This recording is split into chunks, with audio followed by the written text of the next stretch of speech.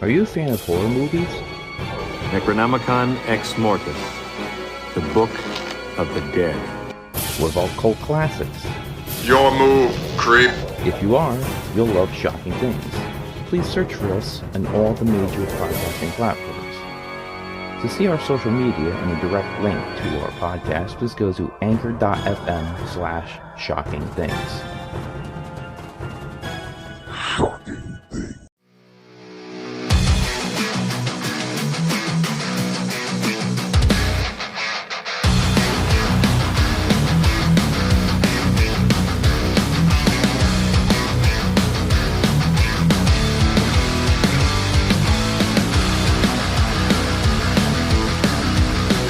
Alright, you guys, we are back. Two ghosts from the past here to continue on with a series that I get asked about often, a series that a lot of people still enjoy.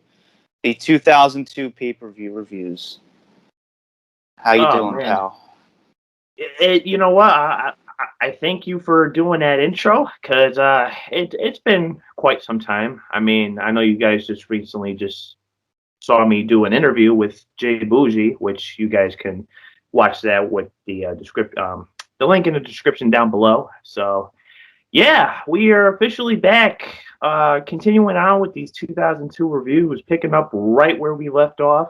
If you guys don't know, Danny Bryant here, along with DVD Freak, and we are here talking about Rebellion, one of the last of many UK pay-per-views. As this was the last UK pay-per-view in 2002. And unfortunately, WWE would discontinue the UK exclusive pay-per-views by the time 2003 came along, which is very unfortunate. You could definitely tell that WWE was going into this new direction where they were just like, you know what, UK pay-per-views, you guys want them, we're not going to give it to you.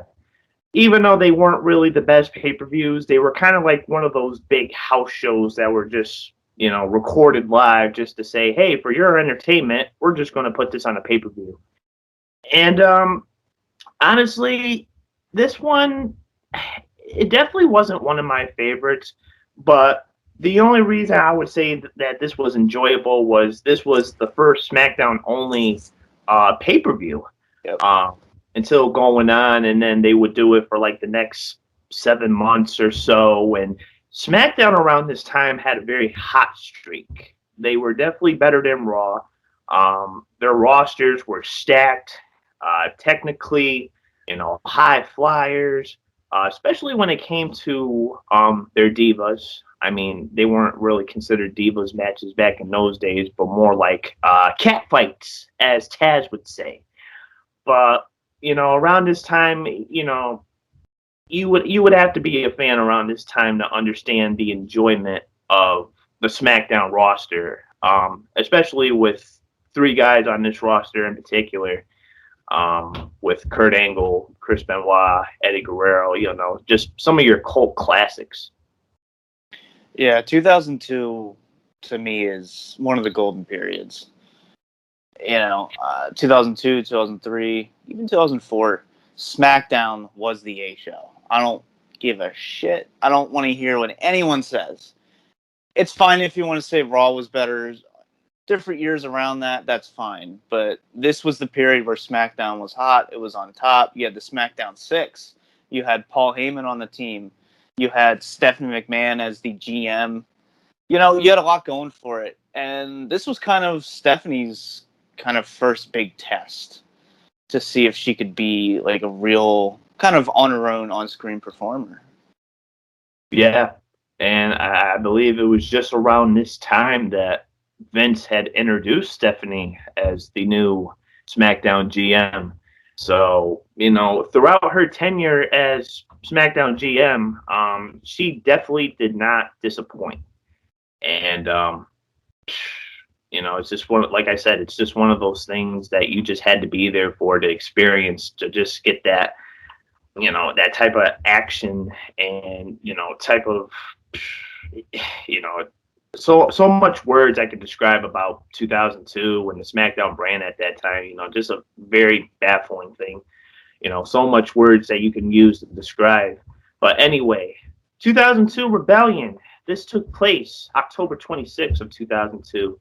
Manchester Arena in Manchester, England. For anybody who really cares about the audience, the attendance, 13,416 fans, supposedly. I mean, God forbid we believed it back in the day, right?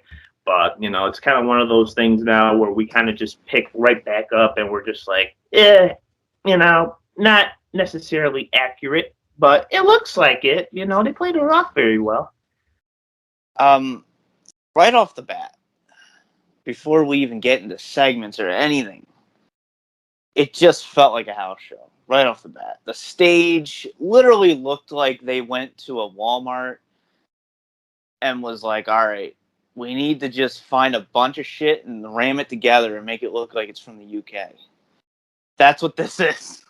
Like, it has that house show feel to it already.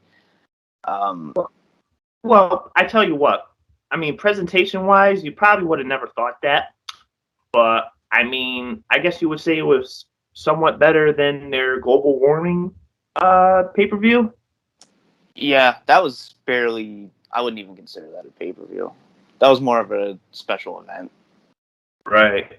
So that's honestly one of the things you just gotta be there, just to witness that. But let's get on with the first match. Matt Hardy taking on Booker T. This was a way of SmackDown exchanging talents.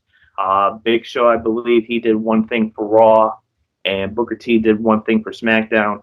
Originally, I believe it was supposed to be Matt Hardy versus The Undertaker.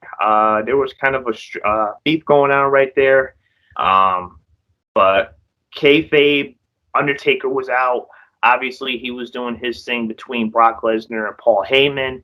They had broke The Undertaker's arm.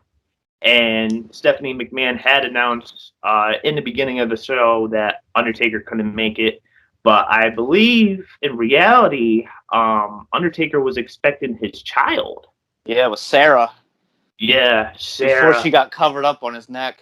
Oh, boy, you better hope that's not DDP's kid. I mean, I'm just saying, I would take it for... Hey, man, the timing will kind of... I don't know. But, yeah, I mean, let's get into this match. One thing that I did like, I'm not sure about you. Obviously, this was probably one of the first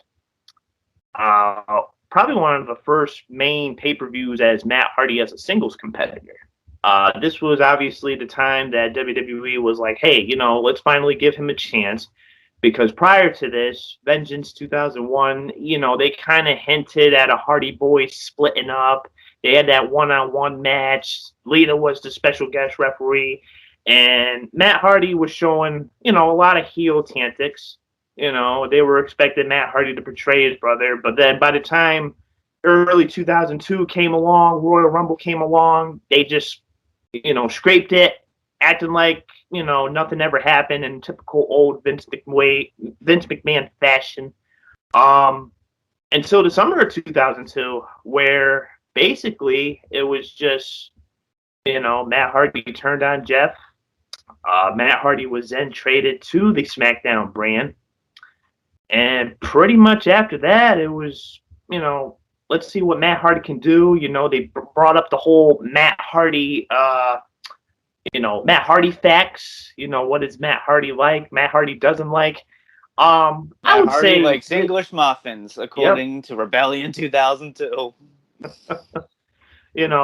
Typical England fashion, I guess you would say. But as hyped up as a match, I guess you would say this was. It wasn't bad. It was a solid opener. Slow start that kind of picked up here and there. There was many close falls, many close finishes. Booker T hitting the bookend. Matt Hardy had his foot on the ropes. And then we had Matt Hardy trying to attempt to twist the fate. Booker T counters, or should I say Booker Tits? Yeah, it's Booker Tits on this show, pal. Yeah, excuse me. I should have elaborated on that. But hits him with the scissors kick, hits him with the 1, 2, 3. Typical babyface fashion. Salutes to the fans with a good old spinneroonie. And that was practically the last time we would see Booker T on the SmackDown brand until he was drafted in 2004. Yeah, he got a decent little pop. You know, it was a little surprise for the crowd. This was just kind of it was realistically just like an exhibition match, you know. So for what it was a decent opener. Good way to have a not like fast, but a nice, decent pace match to start you off hot with the crowd, and then we just go downhill from here. Yeah.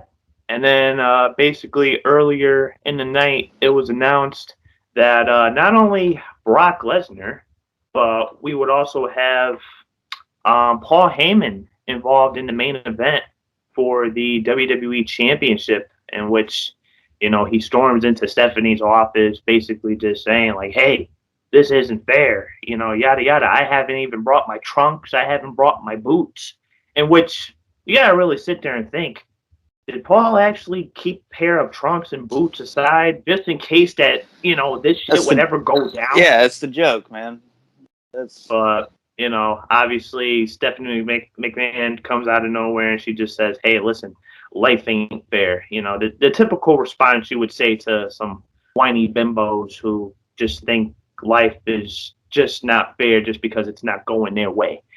But, I mean, let's jump to the main event a little bit. I want your honest thoughts about this because 2001, obviously we would see Edge break off as a singles competitor.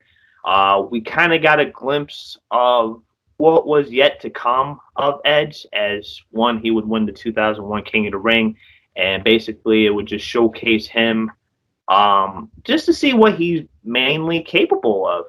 And, you know, this is his first taste of main event gold.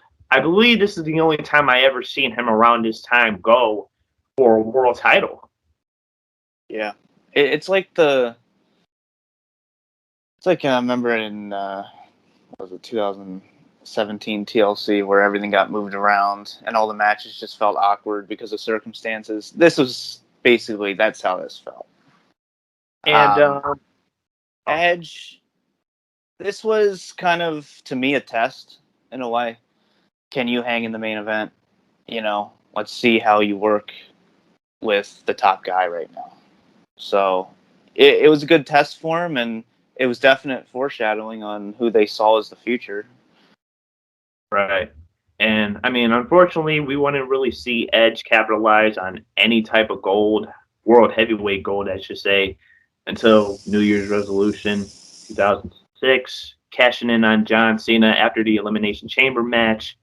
But, you know, around this time, you really got to think about it, too. You know, the head booker for SmackDown, or the head writer, I would say, was Paul Heyman. So if it wasn't for Paul Heyman, I don't think Edge would be anywhere near responsible for gaining any type of goal. But then again, I mean, you don't know. I mean, I'm sure Vince grew a liking for Edge as time went on. But it's kind of just one of those things. It's kind of one of those awkward things watching this pay-per-view and you go, wow, you know, Edge is actually going for a world title here. And, you know, he hasn't even reached his peak at this point. And obviously a couple months later, he would be sidelined with a neck injury until returning to the 2004 draft after WrestleMania 20. So. Yeah, he missed 2 WrestleManias. That's hard. Yeah, and you know who knows? And you know, coming with this other question too that comes to mind. Do you think Edge would have received a world title match anytime sooner if he wasn't sidelined with nagging injuries? I was going to get into that next. Yeah, I think that severely, just put an end to the momentum. It delayed it. I think, you know, maybe around WrestleMania 19. Because remember when he did the WrestleMania 19 media tour? Yeah. He was I don't know, is that foreshadowing? Maybe he was supposed to be in Booker T's spot. Then again, I mean, if you really look at the card too, Rhino did replace Edge as Chris Benoit's partner for that triple threat tag team match.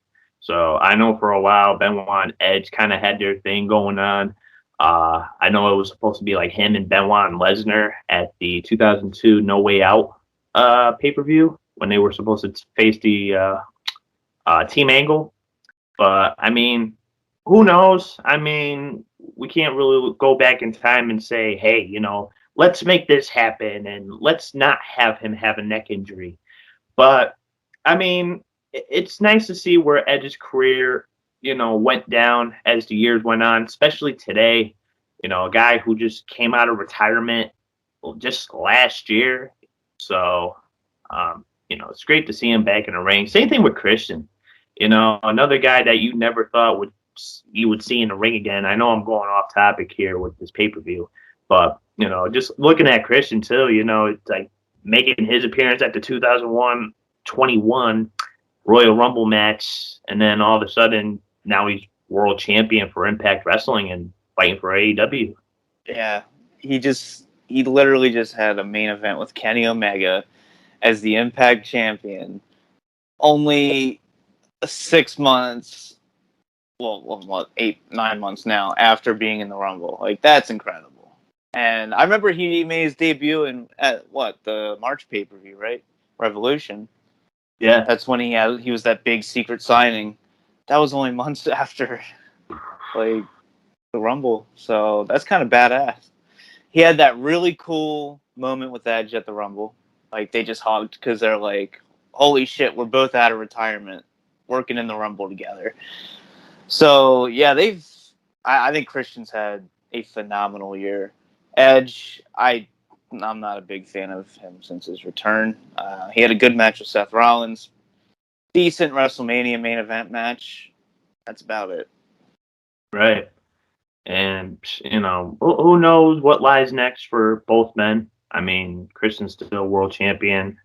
Edge is kind of in that float right now as he just got done facing Seth Rollins at SummerSlam, which was great, especially with the entrance with the Brood. Definitely brought back some memories. I think my heart felt some type of warm feeling there. I did. Anyway, that was the only good feeling I got that entire pay-per-view. And Brock Lesnar's ponytail. We're not getting between Brock Lesnar's ponytail and John Cena's bald spot. I don't know. Yeah, that was rough. But anyway, speaking of John Cena, let's get into the next match here. We have a intergender tag team match. Billy Kidman and Tori Wilson, which back in the day they were actually a real life couple. Yeah, pretty much. I mean, we seen some smooching after this match, but yeah. Billy Kidman, Tori Wilson, taking on John Cena and Dawn Marie. Obviously, this was all because of Tori Wilson finding her fully clothed father in the showers with Dawn Marie. Yeah, and oh god. Dawn Marie tries to break it off, but Al is such a damn stud that Dawn Marie just can't resist the LD. So, obviously, this was an early John Cena. This was before he was rapping, before he was he had just turned heel and turned on Kidman just a few weeks prior. And just looking at John Cena from this standpoint, would you ever thought that he would have been the face of the company within 2.5 years from this point? No. This is literally the middle of the card on a Rebellion pay-per-view, an intergender match. This is about as low as it gets. He got a stock renewal. Something happened. Like, he cashed in his chips and filed for bankruptcy and started over.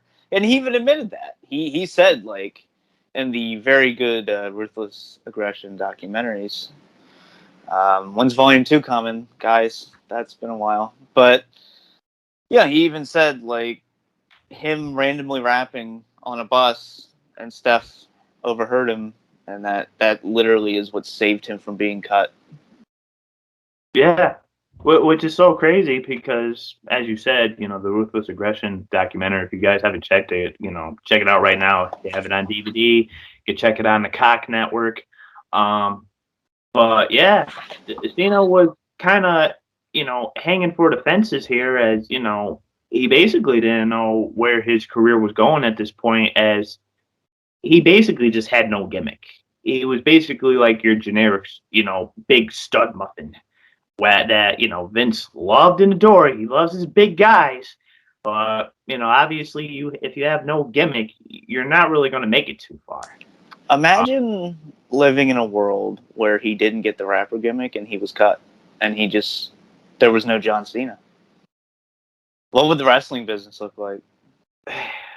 Well, I mean, Cena not rapping, not being involved in the main event picture, being cut by the end of the year. Obviously, Lesnar would end up leaving within like a year or so. It definitely would have been a different time in wrestling. But, I mean, if you think about it, I mean, down the road, I mean, you had other guys who came from the OVW system with Randy Orton and Batista. So Shelton Benjamin. Shelton Benjamin, yeah. I mean, I think they would have been okay. I mean, obviously things would have turned out great for Batista. Maybe Randy Orton would have been world champion multiple times going forward after 2004 SummerSlam. But you know what? You never know. But we're stuck in this predicament with him in a tag team match. The one thing that really bothered me about this match was, the fans whistling in the crowd. All you can hear them is whistling at the women who were in the ring for like a straight 5 minutes. And I'm just like, you guys act like you never had women in your country before. I'm just like, what's with all this? That was probably the most time I've ever heard whistling from the fans from the outside. Yeah. And that was more entertaining, though, to be honest with you. So this was it's an embarrassing nothing match. And then, I just don't understand how he got Tori Wilson. I really just don't. Can we talk about that? That's more interesting to me. Is that relationship dynamic? Well, I mean, they had their thing back in WCW, obviously, before WCW was bought out. And I think they ended up being with each other for a while. I'm not sure how long. I know it wasn't really that long. I want to say maybe like a good 7 or 8 years. They had this thing going on. But yeah, you know what? It's kind of weird too. Like, even if you look at the opening package for this pay-per-view, you actually saw some glimpse of Billy Kidman in the opening package, which is something that you don't really see. Because to me, Billy Kidman was definitely one of the most underrated talents at that time. Ray always said that was his favorite tag partner. Yeah. It's crazy too, because, I just feel like his career was just cut way too short. Obviously, after like 2005, he ended up getting released and would end up getting a backstage role with the company. I know he did some stuff after. I know he had a match with Heath Slater during his time in FCW. If you guys want to check that out, me and Freak actually did an interview with Heath Slater back in January. So link in the description will be down below for that if you guys want to check out that and check out that story. But one thing about Billy Kidman, though, don't ever set that man up for a powerbomb position, because I guarantee you he will reverse it. So it's like one of those urban legends in wrestling. Well, yeah, I mean, every time you've seen Billy Kidman set up in a powerbomb, he would, hit you with a facebuster or an X Factor or whatever. But didn't he actually didn't we make that joke a few reviews ago? He actually took a powerbomb for once and we were shocked. Yeah, and I think it was from Slater. I think he had said something about that. Okay. Yeah, if my memory serves me correctly, I believe it was that. Okay. Wow. What's the next match, pal? So, obviously, Tori Wilson and Billy Kidman would get the win here. Going into the next match, kind of have that comedy comedy match here, as we would have Funaki taking on Crash. Um, you know, Funaki was kind of over at this point as being SmackDown's #1 announcer. And, Crash Holly kind of doing his gimmick that Eric Young would end up picking up during his TNA days, just being like this goofy, outlandish character. He makes he makes fun of Funaki's karate. He gets punted in the face. Crash sucker Funaki's to the floor and, hits him on his way out. Funaki fires back and misses a drop kick. And, Taz gets bored and does his Gordon Soley impression. I'm not sure if you caught that. Are you a fan of horror movies? Necronomicon Ex Mortis, the Book of the Dead. What about cult classics? Your move, creep. If you are, you'll love Shocking Things. Please search for us on all the major podcasting platforms. To see our social media and a direct link to our podcast, please go to anchor.fm/shockingthings.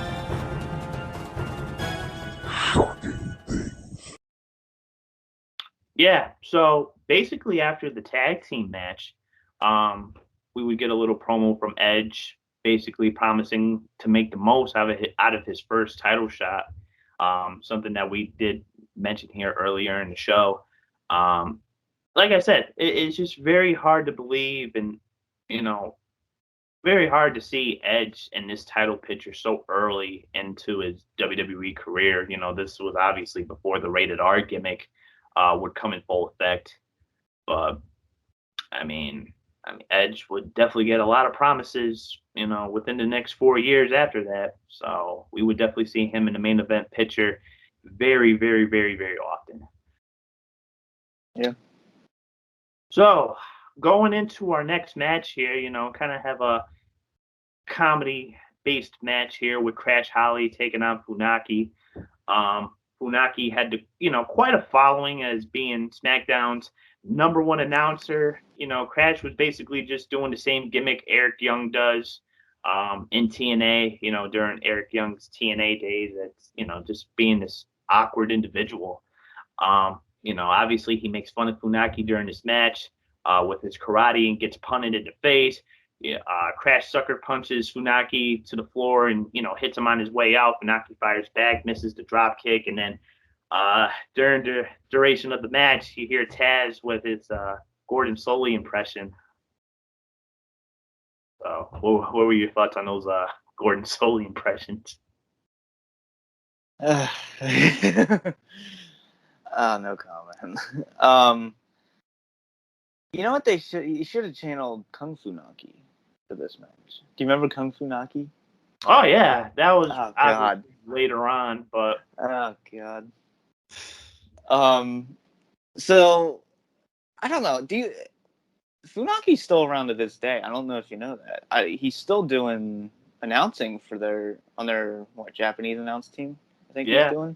Yeah. So has he been employed this entire tenure? I mean, that's a good question. I mean, when's the last time that you actually watched the WWE pay-per-view and the WWE pay-per-view basically introduced every international commentary team? Yeah. I mean, it's been a good while since we've seen that. I mean, I can only imagine Funaki's still employed. I mean, maybe he just can't leave the country. Maybe he's just doing some stuff in Japan, WWE related. But who knows at this point? I mean, who knows what the hell he's doing? And obviously, we would know the unfortunate circumstances for Crash Holly, as he would basically pass away, just a year prior to this pay-per-view. So, yeah, I liked Crash. I think he could have had a resurgence somewhere, I think. And you know what? He was just coming back too. By the time he got released from WWE in 2003, he obviously went to TNA during its early stint. I think he was known as Mad Mikey, which was interesting in a way. I mean, they had him do some stuff with Shark Boy, and he had some other matches. And obviously it didn't work out for him, and accidental overdose, choking on his own vomit. Yeah. Unfortunately. But Funaki would end up getting the win. This was probably like a 5.5 minute match. Good comedy match, just something to ease up and relax to, as not to get the fans so hyped up right away. So going into the next match here, cruiserweight title. This was obviously SmackDown's specialty. This was SmackDown's secret weapon when it came to the brand. All right. This match, I have to rant a little bit. Okay. I like a three-way dance, but I don't think I want it in WWE. I want just triple threat rules, because the bad thing about this was Tajiri was gone so quickly. Yeah, about like 2 minutes in. Yeah. So I was pissed. I'm like, are you fucking kidding me? Like, I was pissed. Like, don't do elimination with Tajiri. Like, no. Like, just give them a good 12, 15-minute match. Triple threat rules, you're good. Right. That would have been perfect. So, for anybody who doesn't know the participants in this match, it was Tajiri, Rey Mysterio, and Jamie Noble for the Cruiserweight Championship. I like the start of it. I mean, Rey tosses Noble out on Tajiri and hits him with a corkscrew plancha. One thing that I liked about this, the difference between this Rey and the Rey that we're all familiar with today, is pretty much measured in, light years. Rey Mysterio was a lot faster. This was obviously before all the nagging injuries with his knees and everything. Rey Mysterio could go. He could definitely go. He had some grease lightning or something, or Crisco in his boots. Who knows? But, around this time, Rey had just joined the company back in June. July. July. He had come in July. Vince McMahon decided, hey, for marketing purposes, let's give you back the mask, which something that WCW should have never done in the first place was get rid of Mysterio's mask. We're not going to talk about that. All right. What I will say, though, is WCW Rey Mysterio or ECW Rey Mysterio are like my two favorite versions of him. I always really loved his WCW theme song. Do you remember that one? It was kind of like the depending on which one you're talking about, because the only one that comes to mind not the rap one, the one. Oh, it was like when he still had the mask. Yeah, that was cool. I always loved that one. I always wanted to see him come out to that again. Like, that would have been good to use it like All In or something, or like if he ever went to AEW, just use that. That'd be so cool. AEW, I don't know. I mean, they've been acquiring a lot of people lately for guys who just saw All Out. Kind of got a little treat with Adam Cole coming out of nowhere, which I don't think a lot of people expected to see him so early, as he had just got done with his WWE contract. His contract just expired, and now here he is back with the Elite. And obviously we would see the fan favorite of Bryan Danielson making his appearance, which I'm so happy about. But the one thing that bothers me about his debut for AEW was his entrance. I was really expecting to hear the final countdown. I was expecting to, yeah, up, man. Like, come on, that was like the best part about Bryan's entrance back in the Ring of Honor days. We're so off topic. Yeah. The thing about Rebellion. But yeah, the thing about Rebellion, we're going to get into the next promo here, or excuse me. Basically after this match took place. It was like about 13 minutes long. Matt Hardy came along. Ray gives Noble and Nidia a double stuffed 619 to get revenge.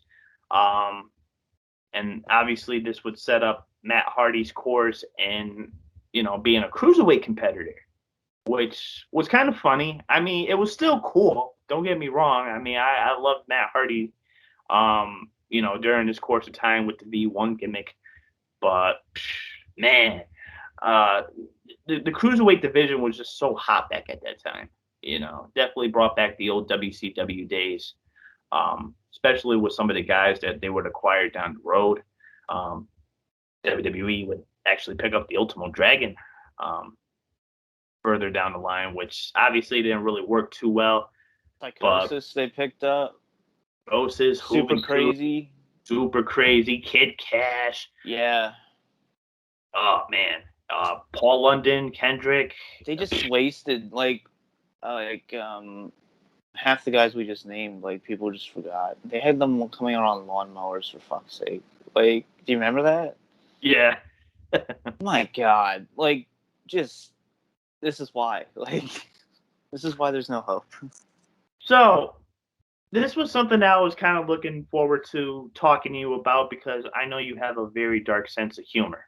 Oh, boy. Let's talk about this. In the back, we had Kurt Angle and Chris Benoit arguing over who is the captain of the team. Kurt basically just saying, hey, I'm American, so I'm the best. And Chris is just like, well, I'm Canadian. And Kurt just hits him with I put my career ahead of my wife and kids, so I'm a worse husband and father. And Chris was basically just like, well, we'll see about that. Yeah. Obviously and then we got the punchline 5 years later. Yeah, a very bad punchline. Vince is like, oh, that's what he meant by that. Jesus. But, yeah. And you know what? I love the connection between Benoit and Angle. They had such good chemistry, whether they were opponents, whether they were tag team partners, which they were the first WWE SmackDown Tag Team Champions as they won the belts at No Mercy 2002, which was basically the last pay-per-view that me and you reviewed. I can't help but praise that match to, oh my gosh, that was probably one of the best tag team matches, of that decade. Yeah. I think it's still my favorite tag team match ever. But speaking of tag team matches, very, very odd tag team match. Yeah. Val Venus and Chuck Palumbo taking on Devon and Ron Simmons. Not Farouk, but Ron Simmons. Yeah. Okay. Damn. I mean, obviously, this is the year 2002 because you have Devon teaming up with Ron Simmons. And obviously, this was in the heist of the first brand split, as a lot of tag teams were split up during this course of the year. In the draft specifically, you had the Dudley Boys split.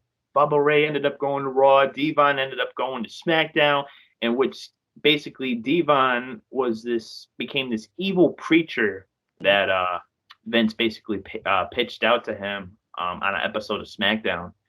Ron Simmons, he was still known as Farouk, but obviously he was only using his real name.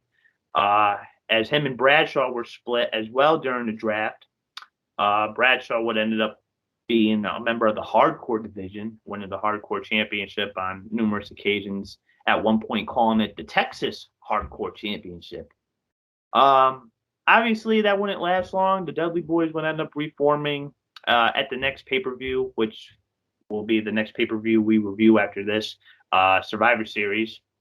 And Ron and Bradshaw would end up getting back together, but obviously we would see this whole new look on Bradshaw with basically just him saying, hey guys, I just joined the stock market, so I just had to shave my beard and dye my hair just to make myself look reasonable. But let's get into this tag team match. Devon, he was kind of in the twilight zone between gimmicks. Obviously, like I said, he was that evil preacher gimmick, which he dropped, which I still kind of find that character a little bit interesting. Because let's just put it this way. If it wasn't for Devon, we probably wouldn't have never been introduced to Batista. Leviathan, or Deacon Batista, as he was known. Guy had the collared shirt, torn off sleeves, and oh god, he just looked like somebody's mistress. You just never know. But he was a foster child. Yeah. And Ron Simmons was using his real name for some reason. Don't know why. But, that must have been considered the key to the drawing money because, Val Venus would drop his gimmick and become Sean Morley soon after that.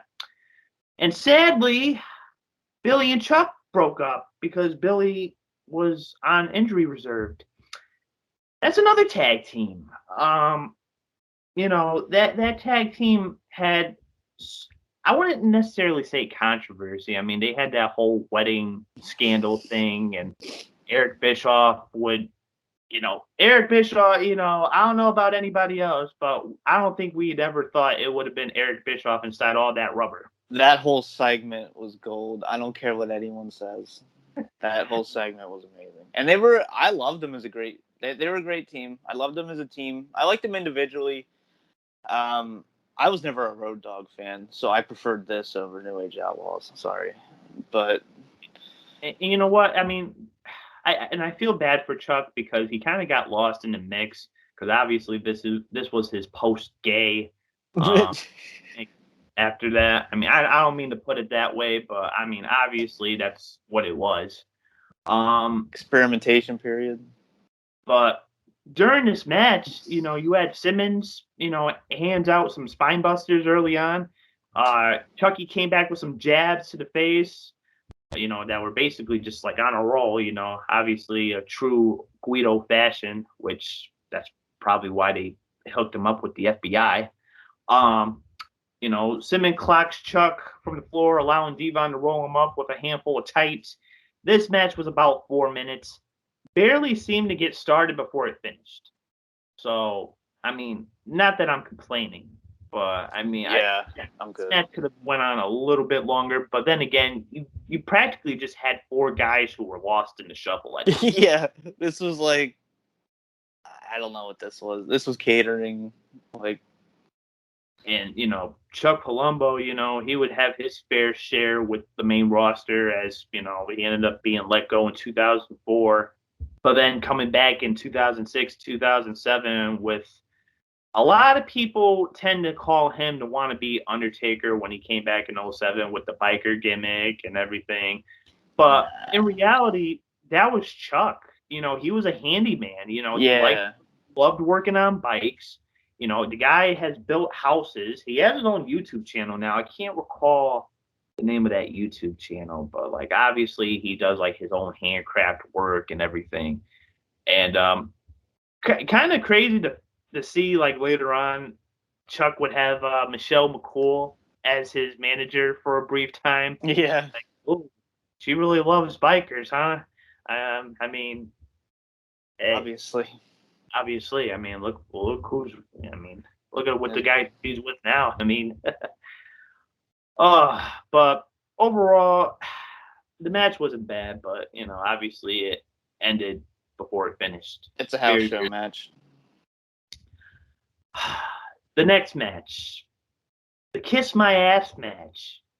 Literally, the Kiss My Ass match. Because we have the biggest ass in this match. Rakishi taking on Albert. And obviously, I see nothing good coming out of this. No, in more ways than one. And this was pre-A-Train. Obviously, this was probably like one of the last times we would see Albert as Albert before, WWE decided, hey, we're going to call you A-Train. Which, I mean, I was okay with. I mean, I think the only thing that really bothered me about A-Train was his pubic coat, Yeah. I always liked the smoke that would come out when he came out. That was always a cool little touch. And it's better than Lord Tensai. Or Sweet Tea. Yeah, he's done worse things. Does he have the record for just the worst gimmicks ever? Like the wrestler with the most bad gimmicks? Honestly, I would probably put Brutus Beefcake at first. Because you got to look at Beefcake. I mean, he was actually known as Hulk Hogan's cousin. I think he was like not Randy Hogan. I'm thinking of somebody else, but I know he had Hogan in his last name like during his early stint in the 80s. But then obviously later on he would be Brutus Beefcake, which, the Barber Beefcake, which would be his best gimmick. But then, he would be known as the Zodiac, the Booty Man, just a handful of gimmicks that just, they weren't necessary. And it was just like, dude, what are you doing? There's my signature catch. There you go. What are you doing? The Godfrey coming in full effect. But, going into this match with Rikishi and A-Train or Albert, whichever you want to call him, I don't know. I just feel like WWE just threw all these matches together because they were like, oh, this ain't a real pay-per-view. Let's just throw in, these stipulation matches. That way the Manchester crowd can just have a, good old time. A jolly good time, mate. Yeah. I don't know. I mean, I really don't have any words for this match. Your thoughts? Yeah, I don't really have many words for it either.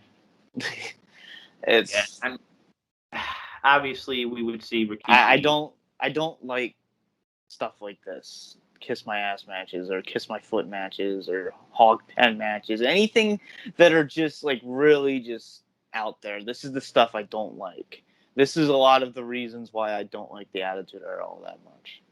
Right. And this is post-Attitude Era, but this was still kind of like a seed, like it was a root of it, like it was still clinging. Yeah. Rakishi would get the win after hitting the bonsai drop. 7 minutes. Albert refuses to kiss Rikishi's ass and low blows him, but Rikishi avoids Albert's attempt at a stink face and make him, toss his salad, I guess you would say. Rikishi dances with all the announcers, and it's pretty much as predictable as you can get. The dances are amazing, though. Michael Cole's like, Shivani's like, dude, they're all getting into it. I guess you would definitely say that was a happy point in Michael Cole's career. He was having a time of his life. Michael Cole nowadays is something that you can only tolerate a handful of times before just saying, all right, changing the channel. Yeah. But, back in these early days, it wasn't bad. It was completely different.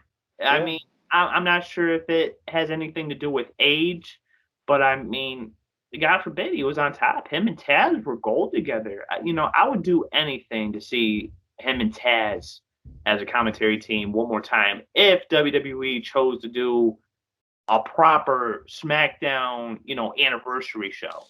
Yeah, okay. But like I said, I don't ever have. They hate Taz nowadays. Yeah, not so much. So the next match, which I would practically say was the best match on the card. I'm not sure about you because this was definitely the longest match on the card. Tag team titles on the line. Kurt Angle, Chris Benoit taking on the Los Guerreros. Yeah.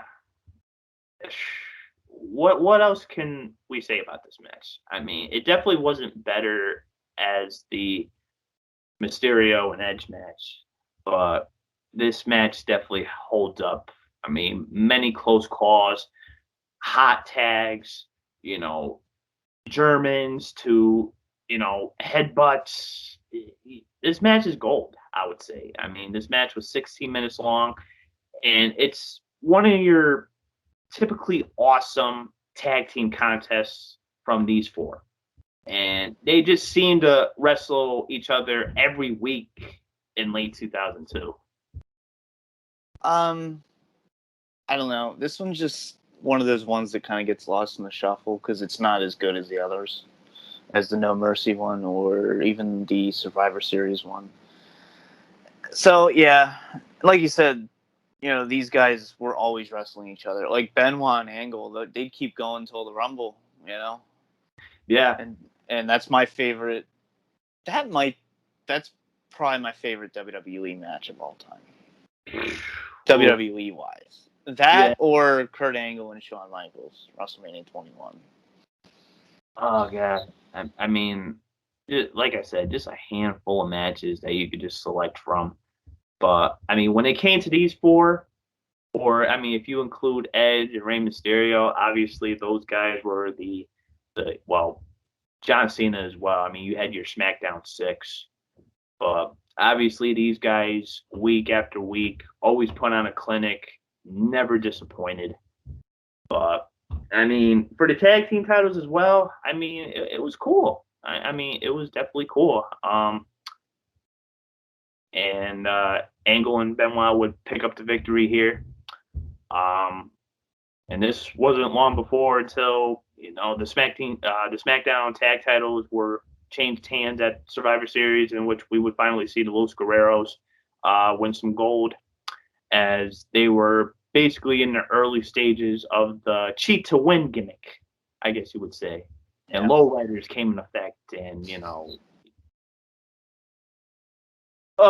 the main event. We're finally here. I mean, it may not have seemed that long, but we're finally here. We already talked about most of it. I mean, we talked about most of it, but this was such an early stint in Edge's career with getting this opportunity, against Brock Lesnar as well. You know what? I think this was like probably one of the only times we actually seen Lesnar and Edge face off. Yeah. Which I definitely wouldn't mind seeing again. As long as Lesnar doesn't break Edge's neck or put him back into a retirement home, we should be good. We should be good. But, for obvious reasons during this match, Lesnar starts, basically just shoves Edge around, and he looks really mean, and this was like back in the day where Lesnar was an intimidating force. He was the next big thing, he had a hot streak. And this was actually around the time that Lesnar gave a shit about his wrestling. We wouldn't see German suplexes after 15 times and then 3 F5s. So, the way Lesnar wrestles nowadays, it's like putting in a cheat code. Yeah, I do this. Yeah. Like it's that kid at the arcade who just does a button combo to beat everybody. Just keeps doing leg sweeps on Mortal Kombat.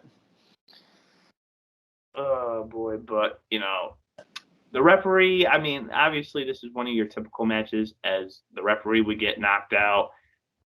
Edge reverses the execution 1, 2, 3, but there's no ref. Heyman slides a chair into Lesnar. Brock lifts him up, but Edge ducks under and hits the spear. Another 1, 2, 3. Like, no, there were so many close falls in which so many times where Edge could have got the 3 fall. But obviously, Edge goes up again. Brock grabs the chair, hits him in the gut while the referee recovers. F5 gets the finish. This match was about 18 minutes. So disregard my last statement with the tag team match. This was actually the longest match on the card. But I tell you what, Edge doesn't get nearly enough credit for being able to play both face and a heel really well. Because obviously this was around the time where he was still a face. And he was practically the fan favorite. I mean, early on in the show, I mean, we didn't really receive that big pop from Edge. So obviously this was still the processing phase of, what WWE can do with Edge as a main eventer going forward. And, this match, honestly, it kind of reminded me a lot like when Sting used to face Vader in the WCW days, with Edge hitting every high-flying move he could think of, and Brock surviving and overpowering him. Well, I think he wanted to show off every bit of his capacity. Like, he wanted to show everything off because this was his opportunity to show everything off in his moveset. So let's do it. Let's put on a show. He was taking the opportunity. And after the match, Heyman grabs the chair, prepares to dish out some more punishment. Instead, Edge boots the chair back in his face and gives him an execution. which was a very, very frequent finisher that Edge used to perform back in the day. But overall, before we get into the final score here, the final lettering grade, there was always a big difference between the haves and have-nots in 2002 of SmackDown. The guys who were really good, as I mentioned earlier, your SmackDown 6, and, let me include Brock Lesnar because he was pretty much the main event guy in this picture. They were really good and really over. The rest, not so much, but not because they weren't talented, but just because they were lost in the shuffle. You had your cruiserweights. I mean, as I said early on, Billy Kidman, one of the most underutilized talents at that time, despite being one of the top cruiserweights down there. Obviously, I could never see Billy Kidman go to that next level, whether it was like a mid-card or a main event. He was always good as an opener or like a midway card match. But, Val Venus and Chucky and, Simmons and Devon, it was kind of just like, SmackDown was missing that tag division because the only main tag teams that they had at that point were Los Guerreros and Benoit and Angle. They didn't really have any big tag teams at that point. Split them all up. So you split them all up. I mean, obviously the APA would resurge in early 2003. Dudleys would get back together. Yep, Dudleys would get back together, but like even going further into the SmackDown brand, we would be introduced to other tag teams, Charlie Haas and Shelton Benjamin, world's greatest tag team, quote unquote, which they were good. I want to say great, but they were good. The Basham brothers. Trying to think of other tag teams. Wow, it's been so long since I've watched the early SmackDown brand. I can't really think of any other SmackDown tag teams around that point. Rene Dupree and Mark Jindrak, right? Were they one? Yeah, but that wasn't really. That was like later on. Oh no, I think you mean Rene Dupree and Kenzo Suzuki, as they were the SmackDown Tag Team Champions. Surprisingly, I don't know how that came to be, but yeah. But SmackDown had its hot streak. They were definitely better than Raw at this point. And going further with this, the cruiserweight match was good. Obviously, you had your fair share of opinions with it when it came to the style of match being an elimination. I would have much preferred to just have triple threat rules in which, whoever got pinned won that match. The tag match was excellent. The main event was pretty good. For Edge being part of his first main event, it was pretty good. And the rest just felt like fillers. But obviously, those matches are enough to earn a mild recommendation, I guess you would say. Okay. So, I would go C minus. Yeah, I'm going to give this a C minus. It was good, but obviously some of the fillers in this match kind of just threw it off. It just made you feel like you were watching a 2002 pay-per-view or like an early 2000 pay-per-view where they just throw this, this random competitor who you were pretty much a fan favorite of, but you wish they would have done more. Yeah. And, this was just kind of an excuse to have a SmackDown pay-per-view in England. Honestly, it just felt thrown together. It honestly just feels like a house show. I can't, there's no other way to describe it. There's no title changes. There's no big angles here. It's just a live event to entertain the fans overseas. Yeah. And they're like, well, we might as well just save some money and make this a pay-per-view. That's what this feels like. We'll fly Booker Tits over. Give it a little star power. So yeah, it just feels like a random house show. And you remember those tag team matches? What was it? Strange Bedfellows matches. Yeah. That's how this felt too. Like this whole pay-per-view just felt off. Yeah. Felt like it was in Bizarro World. Honestly, it did. And you can probably see why they discontinued with these type of events. Indirection 2003 will end up being the last UK exclusive pay-per-view. But I mean, if you were over in the UK, I mean, I'm pretty sure you would probably get a hit out of these, especially if you were there live. But I mean, for fans, who are up here up in America here, I mean, it's not so much. I mean, it's something that you can watch. It's something that you can enjoy, but it's something that you can highly praise. It's nothing that's worth mentioning, like in your tops or in discussion. But I mean, overall, I mean, for 2002, I mean, it's my favorite year. I mean, your favorite year. It's our favorite year.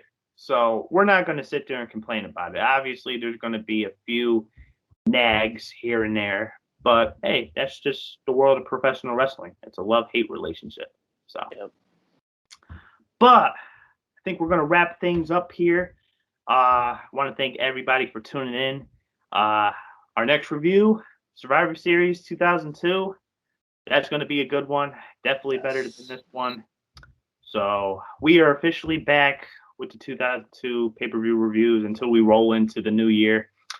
And, this felt good. It's been some time since we've done one of these, but definitely felt good to do this for the podcast. So shout out to Rick for, having such a great platform for us gentlemen to perform on. Couldn't wrap it up better myself. And that pretty much does it, guys. If you guys want to follow us, our social media links will be in the description down below. And until next time, this has been the PWZ Podcast. See you around.